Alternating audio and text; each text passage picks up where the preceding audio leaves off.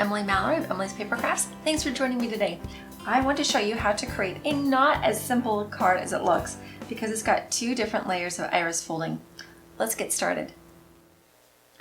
So today we're going to be working with a marbled paper, so you're going to make sure as you fold a second piece later on that they're all your little stripes, sort of little waves, are going to be going in the same direction. So to get started, you're going to fold the one edge of your paper over. I mean, starting with a shorter one, but I have a longer one set aside, and then I'm going to put a little bit of tape right down that fold. It seems to help keep the paper folded flatter overall. All right, then we're going to pull over our dinosaur and line it up. This one is a little bit trickier as it's got two different patterns that we're going to have to work. So we're going to go ahead, we're going to line up the folded edge over number one. It's going to be a really long piece.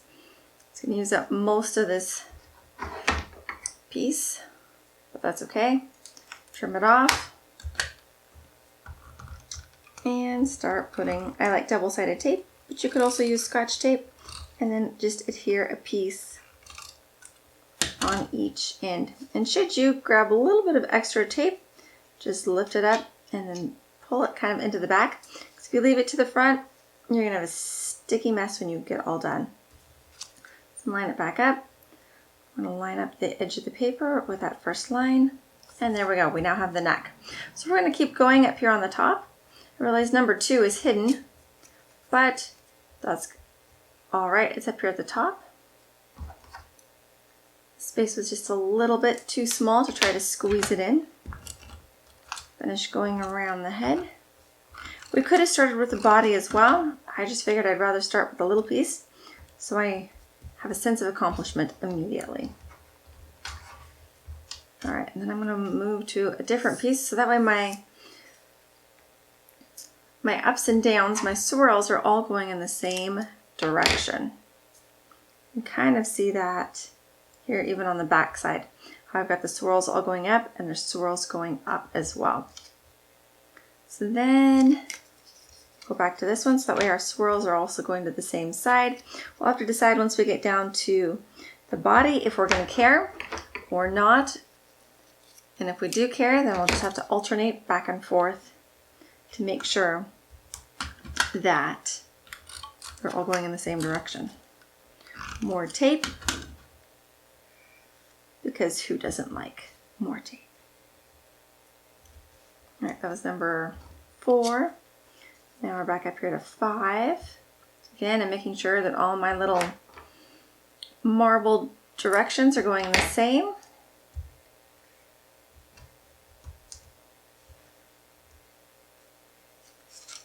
And it's a little bit confusing after a while going, okay, which way do I have to turn the paper in order to get the paper to go in the direction that I want it to. It'll be worth it at the end though. See, this one's going to go upside down. So we got to go back to this one.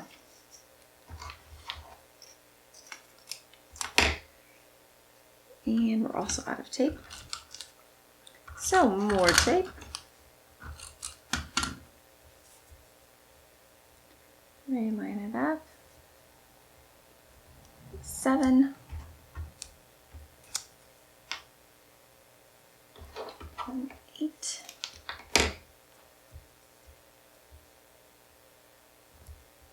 And then for the center, I'm just going to use, make sure you've got your paper going in the same direction though. I might even wait to the end. So far, there's the heads. Yes, make sure that when you put on the face, it's going to be going in the same direction. So I'm going to even maybe set that little piece aside just so I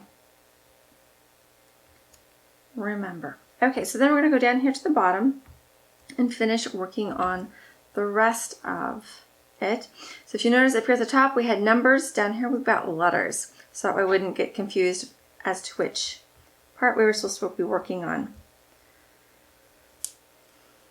When I first did this pattern, I was trying to decide if I wanted to allow the belly of the dinosaur to be a different color.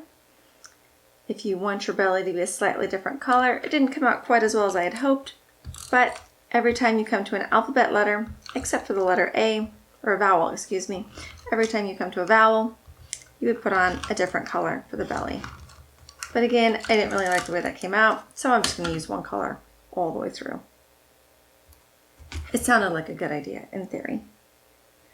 Then overlapping each tail just a little bit. So there was A, there's B. Make sure, in case I care at the end, that all my swirls are going in the same direction. B. Alright, now we'll need that one long enough for C. Just barely. I think we can squeak it, but we need some more tape there on the neck to hold it in place.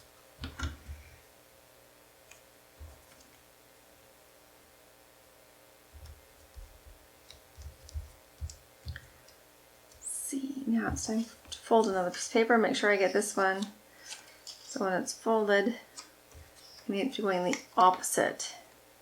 My fold is on that side, so the fold for this one needs to be on the other side.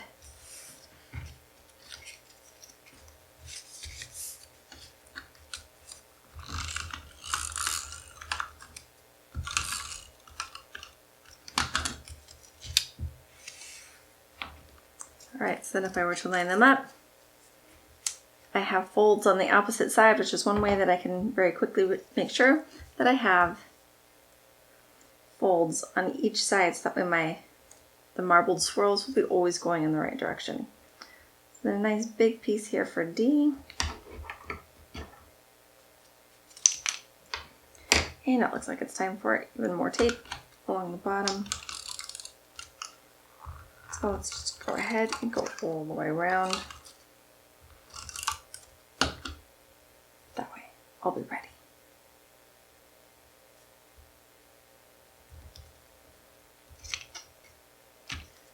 D, then we switch for E. At some point we're going to decide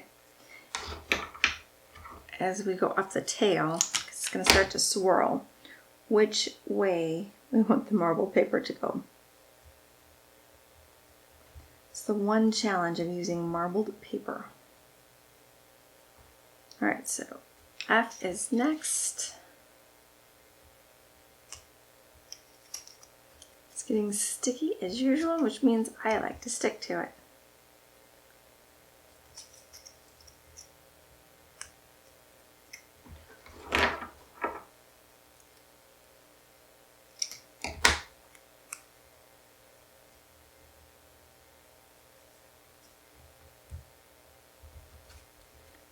F, and now G, switch again.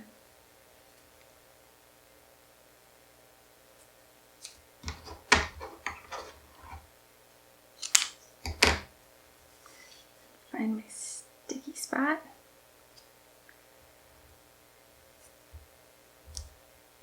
G.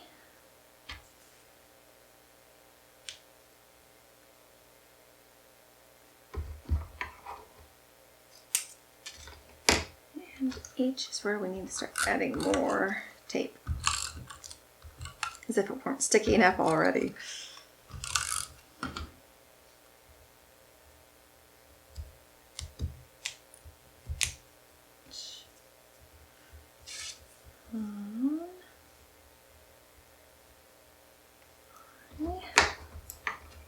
We really get to go through quite the alphabet on this one, but that's okay. And I'm out of tape, as usual. It's amazing how much tape. If you were using Scotch tape, you'd be putting tape down on each one of those sides of the paper.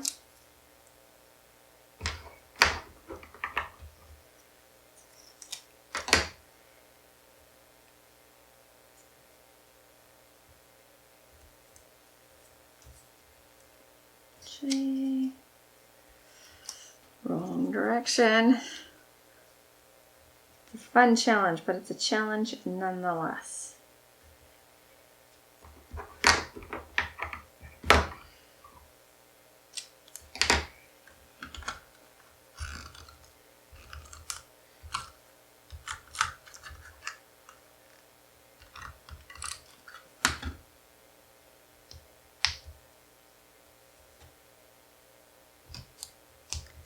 Okay.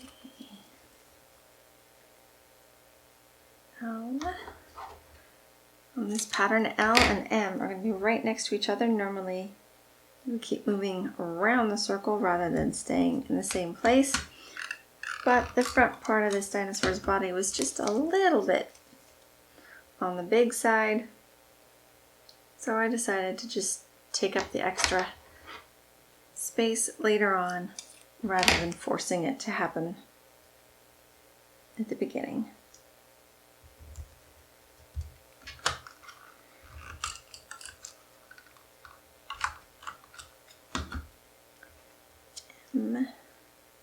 Here, use my other little scrap. N.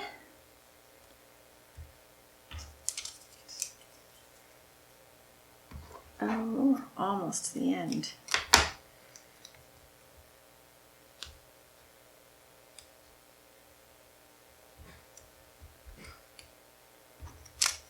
Oh, and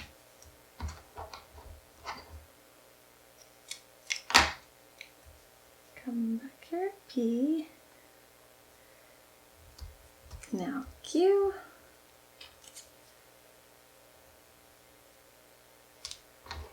And then we'll be at the middle with a little bit of leftover for the centers. Okay, and then this one, yes, perfect. Hadn't taped it all the way down. So then I will put a layer of tape all the way around the centers.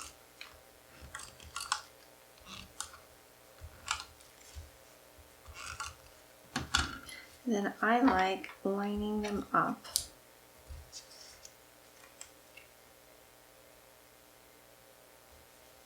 So I can actually see what the centers are going to look like.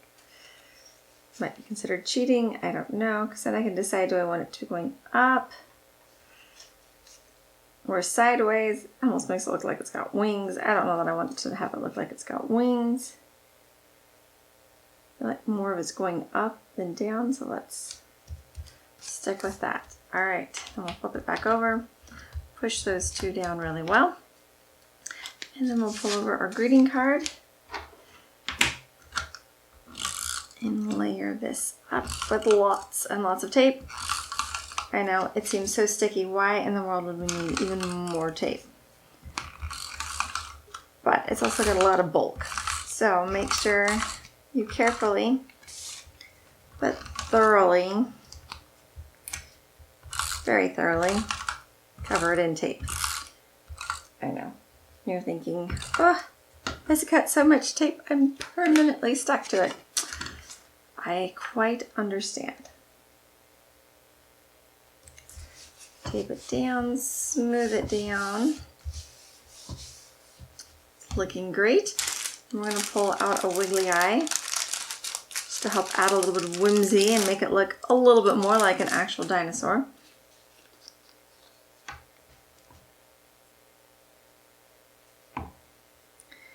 And put it right here in the middle, sort of.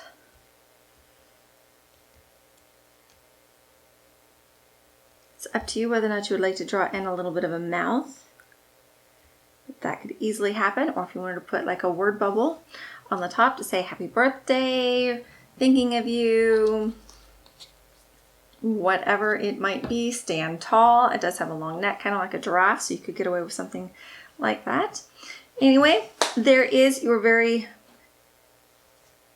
elaborate. It's an elaborate dinosaur with that dual pattern going on for your iris folding. Thanks so much for joining me, and I look forward to seeing you again soon.